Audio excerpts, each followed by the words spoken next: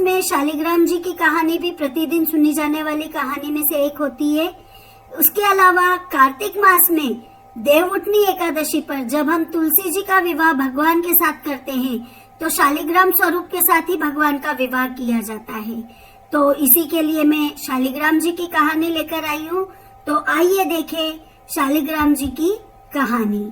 एक गांव में एक बुढ़िया माँ रहती थी, उसके शालिग्राम जी की सेवा थी। आप सभी जानते हैं कि सब भगवान के अलग अलग स्वरूप की सेवा करते हैं। कोई शालिग्राम स्वरूप की सेवा करते हैं, तो कोई लड्डू गोपाल स्वरूप की सेवा करते हैं, तो कोई द्वारकाधीश स्वरूप की सेवा करते हैं। तो इस तरह से अलग अलग स्वरूप की सेवा थी। तो उसके शालिग्राम स्वरूप की सेवा रहती, वो प्रतिदिन नियम से शालिग्राम जी की सेवा करती और उनके लाड़ लड़ाती, उनको भोग धराती, इस तरह से करती रहती थी। अब क्या होता है कि कार्तिक का महीना आता है तो गांव के खूब सारे लोग कार्तिक के महीने में गंगा स्नान के लिए जाते हैं। तो पड़ोसन वो बुढ़िया माँ अकेली रहती तो वो सोचती कि मैं भी सारे गांव वालों के साथ गंगा स्नान करी हूँ, अकेली तो कैसे जाऊंगी। तो वो गंगा स्नान की प्लानिंग करती, तैयारी करती। अब तैयारी करती तो उसको ध्यान आता है कि मेरे शालिग्राम जी को कौन रखेगा, उनकी पीछे से देखभाल कौन करेगा, मैं तो गंगा स्नान को जा रही हूँ। तो ये विचार करके वो अपनी पड़ोसन के पास जाती है और पड़ोसन के पास जाके उससे बोलती कि मैं तो गंगा स्नान को जा रही हूँ, तू मेरे शालिग्राम जी को रख ले 1 महीने के लिए, जब तक मैं नहीं आऊँ तब तक तू उनकी सेवा कर देना। तो पड़ोसन तैयार हो जाती, खुश हो जाती क्योंकि वो ऐसी कोई सेवा पूजा नहीं करती थी, तो उसका भी मन होता था। तो सोचती कि चलो मेरे को भगवान की सेवा करने का मौका मिल रहा है, तो वो हाँ भर देती खुशी खुशी। पर थोड़ी देर बाद ही उसके तो चिंता होने लग जाती क्योंकि उसने तो कभी किसी भगवान की सेवा ही नहीं की थी। तो वो सोचती कि मैं कैसे सेवा करूंगी, मेरे को तो सेवा करना आता ही नहीं है, क्या क्या करना पड़ता है भगवान की सेवा में। तो वो बुढ़िया माँ से जाके बोलती कि मेरे को तो सेवा करना आती ही नहीं, मैं कैसे सेवा करूंगी। तो बुढ़िया माँ उसको समझा के बोलती कि कुछ भी नहीं करना होता सेवा में, तो सवेरे जैसे ही तू उठे ऐसे इनको भी उठा देना, नहाने जाए नदी पे तो आते वक्त नदी पे से एक स्वच्छ जल का लोटा भर लाना और आते समय बगीचे में से फूल और तुलसी तोड़ लाना और फिर घर आके भगवान जी को जल से स्नान करा के, फिर कच्चे दूध से स्नान करा के, फिर शुद्ध जल से स्नान करा के और उनके चंदन लगा के और पुष्प और तुलसी जी चढ़ा देना। फिर जब दूध गर्म करे तो दूध का भोग लगा देना और दोपहर में रसोई में जो भी बनाए उसका भोग धर देना इनको, और शाम को दिया जला के और रात को सोते समय शालिग्राम जी को भी सुला देना। बस ऐसे ही पूजा करते, ऐसे ही सेवा होती है। तो और ये कह और उसको बुढ़िया माँ को तो जाना रहता है, तो वो तो शालिग्राम जी संभला के पड़ोसन को और चले जाती गंगा स्नान को। अब दूसरे दिन पड़ोसन भी बहुत उत्साह में रहती सवेरे उठती बुढ़िया के कहे अनुसार ही शालिग्राम जी को भी आवाज लगा देती कि शालिग्राम जी भगवान उठ जाओ, सुबह होगी। अब इस तरह से करके और वो तो उसके काम करने लग जाती है। अब वो नदी पे नहाने जाती है तो एक लोटा लेके जाती कि नहा के आती वहां से, तो वो स्वच्छ जल का लोटा भर लाती है और आते समय बगीचे में से फूल और तुलसी भी तोड़ के लेके आ जाती है।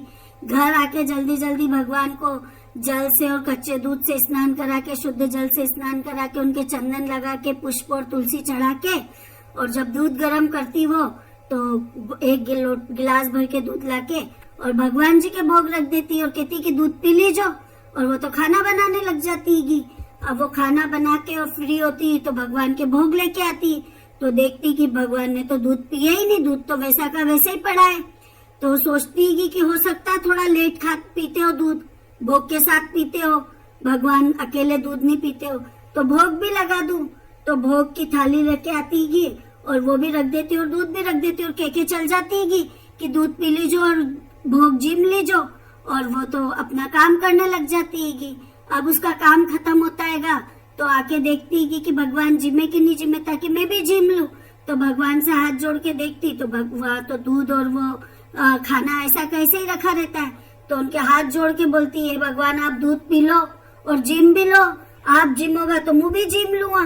थोड़ी देर बाद वापस आती ये के चल जाती वो तो, और फिर देखती तो न तो भगवान ने दूध पिया, नहीं खाना खाया। तो वो चिंता करने लग जाती वो सोचती आज तो पहले ही दिन है, इसकी मालकिन आएगी तो क्या कहेगी मेरे से कि तूने तो मेरे भगवान को दुबला कर दिया। तो भगवान से प्रार्थना करती कि जिम लो आप जिम होगा तो मुँह भी जिम लूंगा। तो इस तरह से प्रार्थना करती पर भगवान तो जिमते ही नहीं, अब वो भी भूखी बैठी रहती है। थोड़ी थोड़ी देर में आके देख जाती कि भगवान जिम ले तो मुँह भी जिम लूं, उनसे मनवार कर जाती, बार बार आती है जब जब कि जिम लो भगवान, मुँह भी जिम लूँ। अब शाम पड़ जाती है, भगवान शालिग्राम जी सोचते हैं कि अब तो जाना पड़ेगा, नहीं तो ये तो जिमेगी ही नहीं, और ऐसे नहीं जिमेगी और ये मर जाएगी तो इसकी हत्या का पाप लगेगा मेरे को। तो भगवान शालिग्राम जी उठते हैं और बोलते हैं कि इसको दर्शन देना पड़ेंगे, और वो एक छोटा सा रूप धरते हैं और मोर मुकुट और पीताम्बर वस्त्र पहन के और जाके पाटे पे बैठ जाते और जाके उससे कहते मैया मैया जिमा दे और दूध भी पिला दे। तो दूध पिला देती, जिम लेते भगवान। अब तो रोज ऐसे ही होता है कि वो नहा धो के तैयार होके आती कि भगवान को तैयार करती नीला धुला के, और भगवान बाल स्वरूप रख के बन के आ जाते हैं और पाटे पे बैठ जाते तो वो दूध पिला देती और खाना खिला देती। ऐसे करते करते कई दिन निकल जाते हैं। अब भगवान कहते मैया मैं तो बैठा बैठा बोर हो जाता हूँ, मैं गाय चराई हूँ।